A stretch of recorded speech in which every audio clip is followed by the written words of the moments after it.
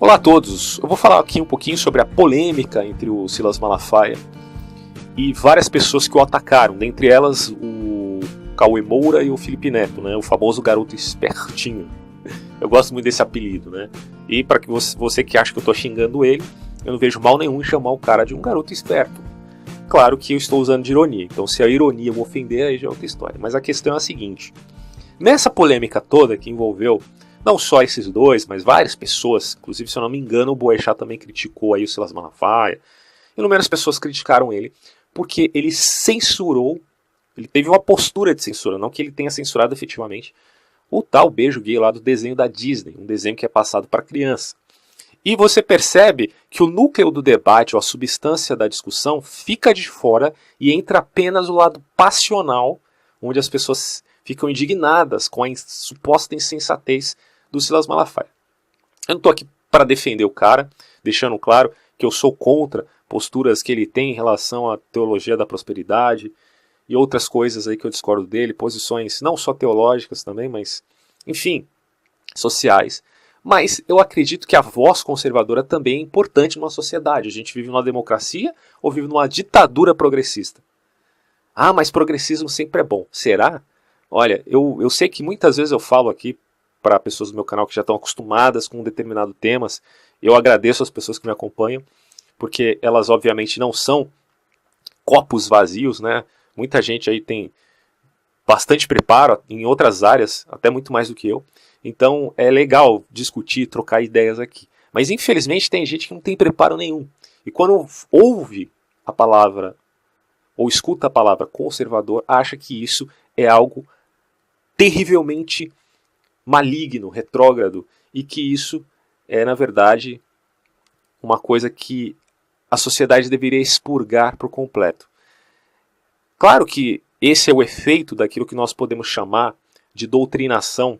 Outros vão muito além, né? Dizem que não é nem doutrinação, mas é pura lavagem cerebral mesmo que fizeram na cabeça de professores e alunos, porque há uma crise na educação brasileira. Essa já é um outro tema, outra história.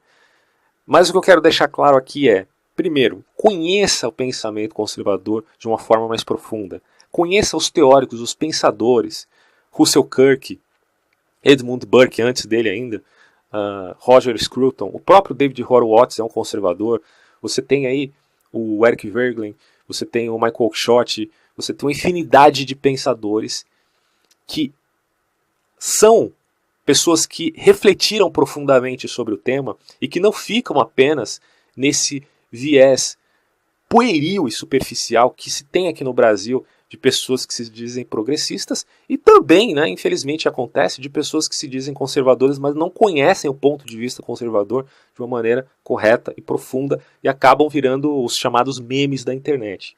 Então, eu entendo aí, desculpa aí o Silas Malafaia, mas eu também não estou nem aqui para defender o cara, eu acho que ele comete erros estratégicos, tá?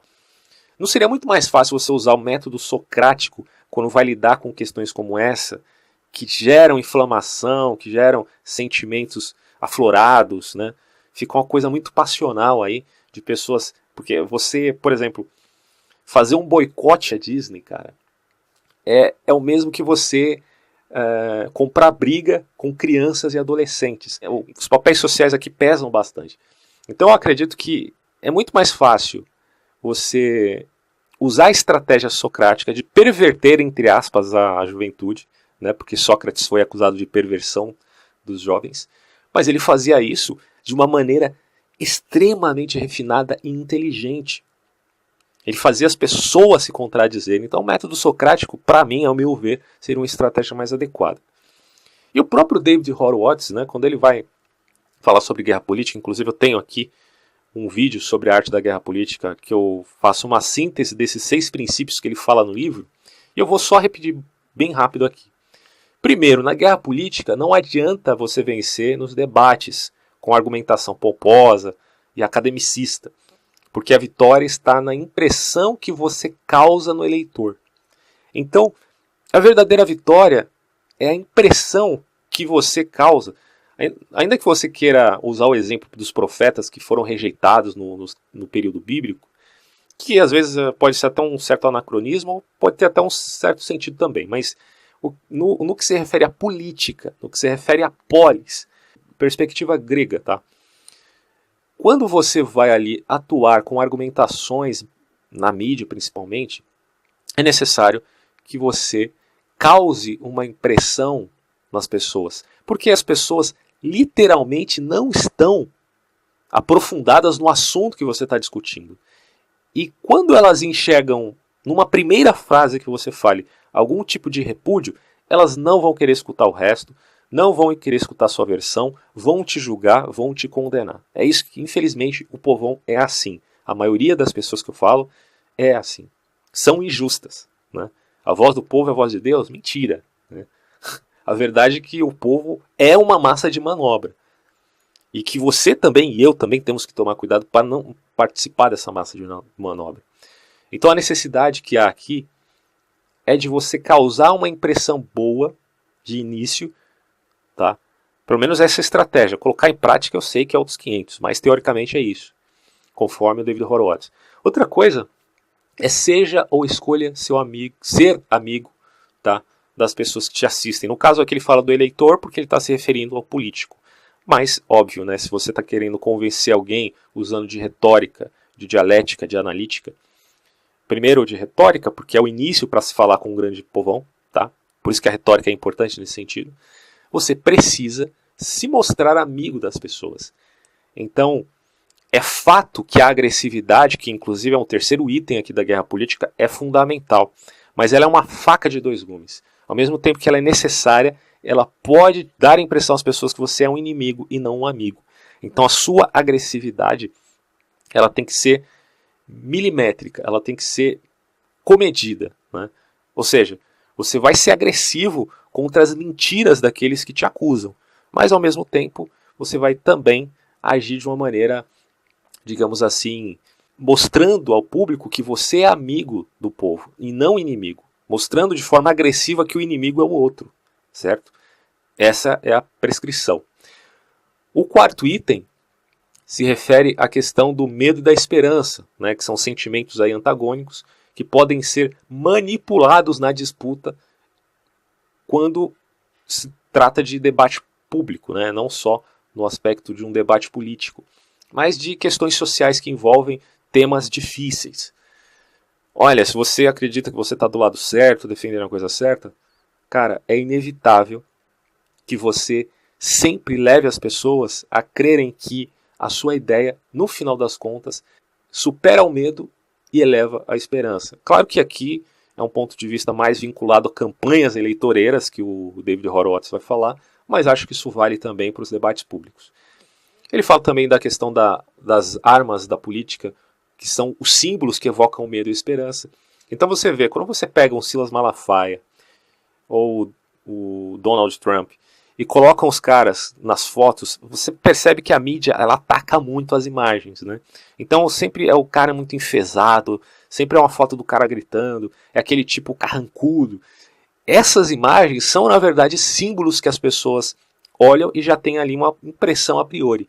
E isso causa o repúdio na grande massa. Então é necessário que você haja de maneira contrária ao que o seu inimigo te acuse. Esse, sem dúvida, é a tática, a melhor tática, para ir contra aquilo que ele está espalhando a seu respeito, numa espécie de guerra de reputações. Você ataca, mas ataca aquela estratégia perniciosa do seu inimigo. E o outro ponto é a vitória fica sempre do lado do povo. Se o povo entender que você está do lado dele, aí você ganha a opinião pública. Se eles não entenderem isso, você perde, ainda que você tenha razão. Infelizmente é assim que acontece na guerra política e nos debates públicos. Então, sei lá, ao meu ver, a minha opinião, tá? A estratégia do Silas Malafaia não é boa. Essa história de boicotar a Disney me parece muito temerária, tá? Então não acredito que seja uma coisa inteligente de se fazer. Porém, eu ainda estou do lado dele no que se trata da perspectiva conservadora, porque eu acho que o progressismo é pernicioso. Não sou contra o progresso, uma coisa é ser progressista por ideologia, e outra coisa é ser a favor do progresso em vista de manter e zelar por aquilo que a gente chama de pilar de uma civilização que traz tantas coisas boas como várias instituições, não que isso seja perfeito, mas que isso simplesmente é a estrutura que nos foi legada, é o nosso legado como espécie humana. E se nós abandonarmos isso em nome de um progressismo revolucionário que simplesmente queira mudar tudo, inclusive o DNA da civilização, cara, isso é tão espúrio quanto foi os massacres que ocorreram na Revolução Francesa, na Revolução Russa, enfim, em tudo que ocorreu relativo a essas mudanças drásticas em nome de um mundo melhor, que a gente sabe que é uma pura de uma pataquada. Então aconselho você que tem interesse nesse assunto, se aprofunde mais no pensamento conservador. Assista, por exemplo, um vídeo que eu tenho aqui a respeito dos 10 princípios conservadores, que já é um bom começo aí para entender o ponto de vista desses autores. E eu acredito que você vai concordar com boa parte do que eles falam, porque há uma sensatez muito grande. Aquilo não é dogma, não é lei, não é regra, é princípio. Tá? Outro vídeo que eu aconselho que vocês assistam também aqui, no meu canal, é o da Hannah Arendt, refutando Karl Marx. Eu acho que esse vídeo também é muito bom, porque ela fala justamente da questão da pluralidade numa sociedade que é tão importante, e que quando você perde isso, você cai em ditaduras. Sejam elas do reacionário em termos de defesa, como comumente são as ditaduras de direita, seja ela no sentido revolucionário progressista, que a história mostra que causaram muitos mais malefícios do que a anterior. Tá? Então, outra coisa que eu vou falar aqui é o seguinte. É importante que a gente entenda que quando se fala deste tema específico, né, que se refere à sexualidade, é fundamental a gente levar em conta, até por prescrição do pensamento conservador, que existem arquétipos, que existem estereótipos e que existem modelos, padrões, paradigmas numa sociedade. E que nem todas as pessoas, deixa eu desligar o relógio, nem todas as pessoas estão preparadas para quebrar esses arquétipos, destruí-los literalmente. Nem todas as pessoas estão preparadas para acabar com os papéis sociais, massificando mais ainda a sociedade. Não é questão de preparo, mas é questão até de bom senso. Fazer isso é ruim. Massificar as pessoas, tirar os papéis sociais que organizam o padrão de vida de uma sociedade, isso é algo muito pernicioso. E eu falo disso também nesse vídeo da Hannah Arendt. Então, eu acredito que se você tem um arquétipo, você tem um modelo que foi impresso primeiro pela própria natureza, né? Quando a natureza define que para que você tenha uma prole é necessário, por contingência, você se relacionar com o sexo oposto, isso indica então que é assim que as coisas funcionam. Então, em todas as sociedades do mundo, você vai entender que a maioria das pessoas são heterossexuais. Isso é uma coisa até óbvia. Tá? E isso se torna também uma instituição que nós comumente chamamos de casamento, que é o aspecto da monogamia se mostrou mais adequado para a sociedade em termos de preservar a espécie. Isso eu estou falando uma linguagem até de psicologia evolucionista, do que a poligamia e as outras formas de relações que existem no reino animal também em outras espécies. Tá? Então, se você leva para o lado só biológico, você vai ver que não há muita vantagem no cara, digamos assim, ser homossexual ou ter qualquer outro tipo de prática, no sentido em que ele queira disseminar a sua espécie e defender a sua prole. Se essa é a intenção, digamos assim, de repassar o seu gene para as gerações futuras, ou as gerações futuras serão, na verdade, seus descendentes, então não vejo vantagem nenhuma nisso. Claro que nós sabemos que existem teorias, né, que tentam explicar de uma maneira evolucionista por que existem certos grupos de indivíduos numa determinada espécie que praticam coisas que não parecem favorecer a disseminação da sua própria prole. Isso aí tem explicações, eu não vou tratar disso aqui agora, mas o que eu quero dizer é que o paradigma surge primeiro de uma perspectiva puramente naturalista e depois de um ponto de vista social, de um ponto de vista cultural e de um ponto de vista religioso.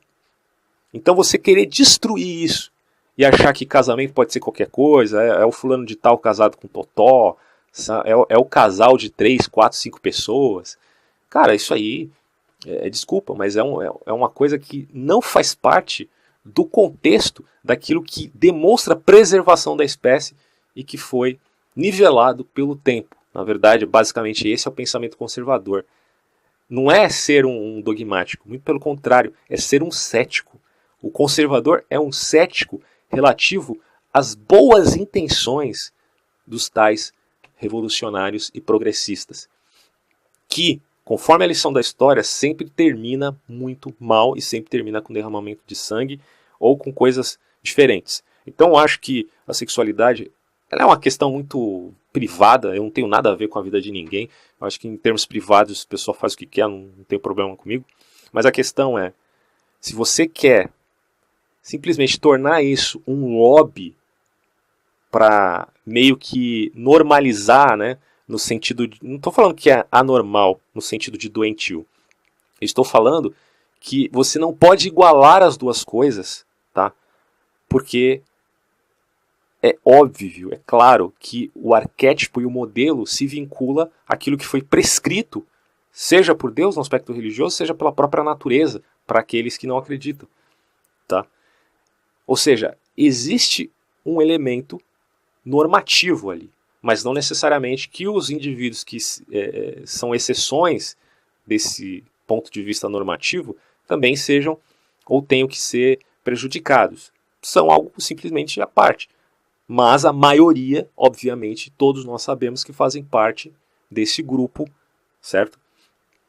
Que se vincula à tendência da própria natureza. Simples assim. Eu não vejo nenhuma dificuldade de você defender uma instituição como o casamento dentro desse ponto de vista do conservadorismo. Né? No que se refere ao fato de que todas as sociedades do mundo inteiro, desde a Antiguidade até a Idade Média, até mesmo antes do cristianismo, até aqui, mantiveram esse modo de ver as coisas. Ah, nós estamos no século XXI, não sei o quê. Cara, e daí? Né? O que importa é uma análise do todo, não da parte. Se você analisa só a parte, que é só o seu mundinho aqui, mas o cara não tem nem 30 anos, velho, e acha que sabe de tudo que existe no mundo. Eu acho isso muito ridículo. Você tem que fazer uma análise até histórica do todo. Você chega a essas conclusões que eu estou dizendo aqui, tá? Então, não sou a favor de você ter preconceito e tal, mas eu também sou contra o lobby gay. Que eu acho que, em termos de comportamento, as crianças são muito influenciáveis, cara. Muito influenciáveis. Então, o debate é esse. Até que ponto as crianças são influenciáveis? Tem até o artigo aqui do Platão, né? Você pode achar, mas Silas Malafaia é muito burro por achar que as crianças serão influenciadas por isso ou aquilo. Bom, leia esse artigo aqui do Platão para você ver se realmente não faz um certo sentido.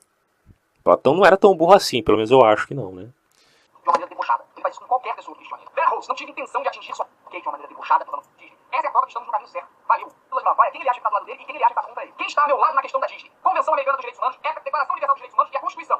Errado. Você está profundamente errado e acho mais para você aprender a ler para você saber que você está errado. Aliás, não só você está errado, como você pode entrar na justiça 38 mil vezes a respeito desse assunto, você vai perder todas elas, porque a Constituição, o ECA, os direitos humanos, nenhum concorda com o que você está propondo. Quem é contra a minha posição em relação a Disney? Gays, esquerdopatas, devassos, imorais e anarquistas. É uma honra ter essa gente contra. Silas Malafaia, eu não sou gay, eu não sou esquerdopata, eu não sou devasso, eu não sou anarquista e moral é uma concepção individual. Não, moral é para você uma coisa. Bom, ele está falando que moral é uma concepção individual, ou moral, né? Eu fiz um comentário aqui, vou ler rapidinho para vocês, e aí, enfim, né? Fica a questão aí para quem quiser pensar sobre o assunto. O cara diz que Silas Malafaia fez massa de manobra com seus fiéis e ele faz a mesma merda com seu público. Porque aí no final do vídeo ele vai falar isso, a gente vai ver, evidenciar essa coisa. Aliás, se cada um tivesse a própria moral, como se diz aí, seria impossível, no sentido subjetivo, seria impossível criticarmos aquilo que extrapola a nossa. Porque se cada um tem a sua moral, ô garoto espertinho, o que te faz crer que a sua é superior à outra? Bom, existe uma moral acima da moral e a minha moral é acima da moral dele, portanto eu posso criticá-lo. Porque existe um conceito, digamos assim, ou pelo menos um princípio absoluto de moral, para que eu, utilizando-a, possa falar de justiça e daquilo que é certo e errado. Portanto, eu digo que a postura do tal conservador, como Silas Malafaia, ou do progressista como Felipe Neto é errado, porque eu tenho um aval de um princípio absoluto. Agora, se eu relativizo tudo, uma coisa até para principiantes em filosofia, né? Se eu relativizo tudo, ora bolas. Por que cargas d'água eu tenho que achar que o meu é mais importante que o dele? Enfim, eu vou continuar lendo aqui. Se cada um tivesse a própria moral, como se diz aí, seria impossível criticarmos aquilo que extrapola a nossa moral. Como novamente ele repete em decorrência do boicote do Silas, claro, em modo inverso. Apenas como um reflexo borrado, no sentido em que ele está refletindo exatamente aquilo que o outro fez. Ah, ele está censurando. Então, o que ele vai fazer? Ele vai censurar. Ah, ele está boicotando. Aí o que ele vai fazer? Ele vai boicotar. Ah, ele está falando barbaridades e sendo radical. O que o outro vai fazer? Vai falar barbaridades e vai ser radical. Bom, você é exatamente o inverso dele. E não alguém que está acima desse debate metonímico e se preocupa com a substância daquilo que realmente está sendo discutido. Esse que é o problema do vídeo dele. E não simplesmente ser contra a posição do Malafaia, porque muita gente inclusive eu sou parcialmente. Tá? Afinal, não venha me dizer que foi sua moral subjetiva que se ofendeu com a moral subjetiva evangélica. Por que deveria crer que a sua é melhor? Enfim, vamos continuar vendo aqui.